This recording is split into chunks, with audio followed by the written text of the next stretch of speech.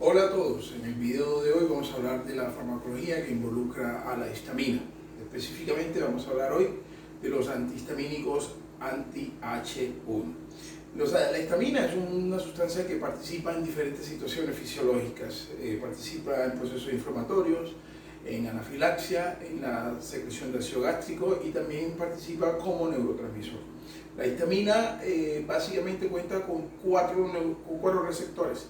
Receptores H1, H2, H3 y H4. La histamina la vamos a encontrar básicamente almacenada en gránulos dentro de células cebadas y basófilos. Esta histamina se mantiene dentro del citoplasma y es liberada cuando se presentan ciertas situaciones desde el punto de vista de reacciones alérgicas. Específicamente las reacciones alérgicas pueden ser leves o reacciones alérgicas bastante pronunciadas que pueden dar origen a lo que se conoce como shock anafiláctico o reacciones anafilácticas. La histamina también participa en procesos como náuseas, cinetosis, esto quiere decir mareo, y también participa en la situación de la regulación del sueño a nivel del sistema nervioso central. Por tal razón, pues también va a participar en el tema de insomnio en algunos casos. Desde el punto de vista del funcionamiento de la histamina, esta va a liberarse una vez se presentan diversas situaciones, sobre todo cuando hablamos de alergias o reacciones anafilácticas. En el caso, normalmente hemos dicho, la histamina se va a encontrar dentro de las células cebadas o los basófilos. En la eventualidad que una persona se exponga a una sustancia que determine una reacción alergénica, en este caso, esa sustancia puede ser un fármaco, un medicamento o puede ser cualquier otro tipo de sustancia a la cual el individuo sea sensible.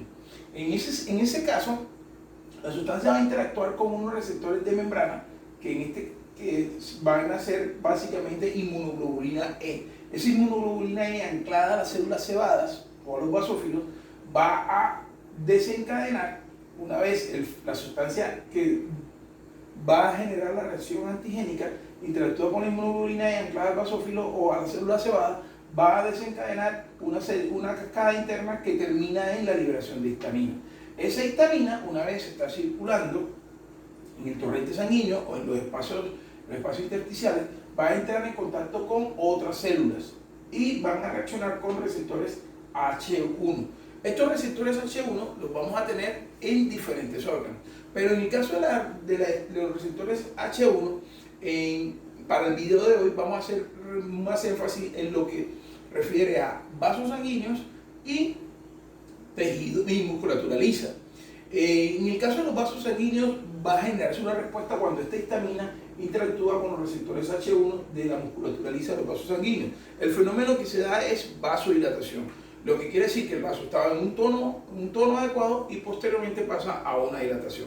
Esa dilatación va acompañada de una serie de situaciones. En este caso, la dilatación de los vasos periféricos va a aumentar la permeabilidad de esos vasos. Esa permeabilidad es la que da una respuesta a las alergias, que es el enrojecimiento y la picazón, que es común en cuando una persona se pone una sustancia que le produce alergia. Desde el punto de vista de la musculatura lisa se produce constricción. Por esa razón, a nivel pulmonar, la reacción es de constricción pulmonar, lo que en cierta medida empieza a generarse una situación de dificultad respiratoria, cuando el proceso alérgico es bastante agresivo y esa agresividad va a depender después de la cantidad de histamina que se libere, durante el proceso. Bueno, ahora, ¿Cómo se trata esto? Pues en este caso, el objetivo es antagonizar el efecto de esta histamina sobre las células receptoras, o sea, bloquear el receptor o disminuir en este caso la disponibilidad de la histamina para el receptor H1. ¿Eso cómo lo logramos? Pues lo vamos a lograr con una serie de fármacos. Hay unos fármacos de primera generación, que en este caso tenemos una serie de fármacos que inicialmente se caracterizan por producir sedación y además tienen efecto anticolinérgico. Desde el punto de vista de los fármacos más representativos tenemos la difenhidramina, clorfenidramina, bromfenidramina, hidroxicina y dimeidrinato. Este dimethidrinato es un fármaco que se utiliza normalmente para el tema de prevenir mareos. Desde el punto de vista del uso de estos fármacos, pues vamos a tener algunas características, como en el caso de la hidroxicina, que también se utiliza para inducir sueño en personas que pueden en un momento dado tener algunos trastornos del sueño. Estos fármacos, ya lo hemos dicho, van a antagonizar el receptor H1. Al antagonizar el receptor H1, pues se evita que la histamina entre en contacto con ese receptor y desencadena las respuestas fisiológicas del mismo. Hay otros fármacos de segunda generación, que son los fármacos que más hoy día se van a utilizar, pues porque de una u otra manera no producen los efectos adversos que producen los de primera generación. Y en esos tenemos la loratadina, desloratadina, cetirixina, levocetirixina, fexofenadina. Y estos fármacos se caracterizan por tener menos efectos adversos en función de los de primera generación. No quiere decir que carecen totalmente de los efectos adversos, pero sí va a producir menos efectos adversos, en este caso somnolencia, que es uno de los efectos más pronunciados, y los efectos antimuscarínicos, que van a caracterizarse por sequedad en la boca, sequedad en las mucosas, básicamente. Estos fármacos básicamente tienen metabolismo hepático por actividad de la citocromo P450.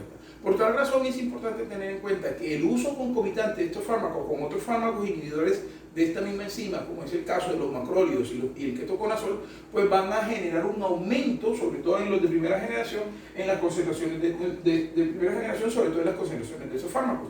Al producir ese aumento en las concentraciones de esos fármacos, pues el efecto sedante de los mismos va a ser mucho más pronunciado. Desde el punto de vista del embarazo y lactancia, también es importante resaltar que los de primera generación no son muy ideales para ser utilizados en embarazo y lactancia, que preferiblemente en el caso de que se necesite, es mejor utilizar los de segunda generación, que específicamente loratadina y cetirixina, y en el caso de que no sean tolerados por alguna situación, pues la opción que se puede utilizar es la difenhidramina, pero solo para embarazo, no en lactancia. ¿Por qué no en lactancia? Porque en esta sustancia pues va a pasar a la leche materna y entonces va a generar efectos en el bebé. Solamente sería la difenhidramina en el caso de embarazo, o sea, en este caso no para mujeres lactantes. También es importante resaltar algunas situaciones, y es que estos fármacos antihistamínicos solamente van a bloquear la reacción de la histamina. En el caso de que hay un individuo que sea sensible a una sustancia, en este caso cualquier alergeno, los fármacos no van a evitar que a futuro se pueda presentar otra vez la situación alérgica. Entonces es muy importante tener en cuenta que cuando se identifique una sensibilidad a un medicamento o a cualquier otra sustancia, lo importante es básicamente identificar esa sustancia para tratar de evitar que el individuo se siga exponiendo a la misma. De esa manera podemos evitar posibles eventos alérgicos, sobre todo cuando hablamos de procesos alérgicos crónicos. En el caso de estos fármacos son muy útiles en procesos crónicos, en procesos alérgicos, disculpen, pero procesos alérgicos de tipo agudo. En el caso de los efectos crónicos, pues se utilizan otro tipo de fármacos.